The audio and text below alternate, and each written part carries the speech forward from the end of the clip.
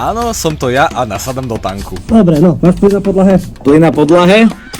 Áno, títo blázni ma fakt naučili šoferovať tank. Ale začneme pekne od začiatku. Dôvod, prečo si na seba obliekam oficiálne vojenské montérky a tým si vlastne plní môj ďalší detský sen, znel takto. Páči sa, dojde nám trošku porobiť na motore, bo tank nám dáko netankuje. Tak som prišiel a hneď som do rúk dostal mužnú prácu s mužným náradím. Chalani, akože na doťahovanie kedykoľvek.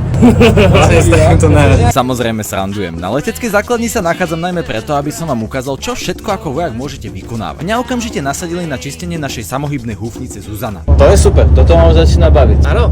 A presne v tomto bode, kedy som musel natiahnuť lano cez 8-metrové delo, sa moja zábava premenila na pot. Po 2 ťahoch kefov a vypotených 2 litroch potu mi vysvetlili, že toto musia robiť ešte cca 19 krát a poslali ma rovno k špeciálnym jednotkám. Tí ma povozili v 7-tonovom Iveku a keď som im prezradil, že mi tankisti nechali tank, nenechali nič na náhode a okamžite ma posadili za toto šialené monštrum.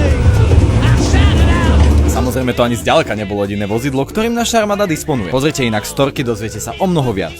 Špecialisti ma odniesli nazad k T-72, kde si zo mňa akurát tak vystrelili a nechali ma samého dotiahnuť pás. Ak by mi bola teraz zima, tak mi oveľa teplejšie. Vojaci síce sú srandisti, ale každý z nich má obrovské srdce, čoho dôkazuje aj to, že som s armádou zažil neskutočné a nezabudnutelné zážitky. A toto môžeš ty zažívať dennodenne. Ak ťa takáto hodnotná práca a poslanie zaujíma, dvere do ozbrojených síl sú pre teba otvorené.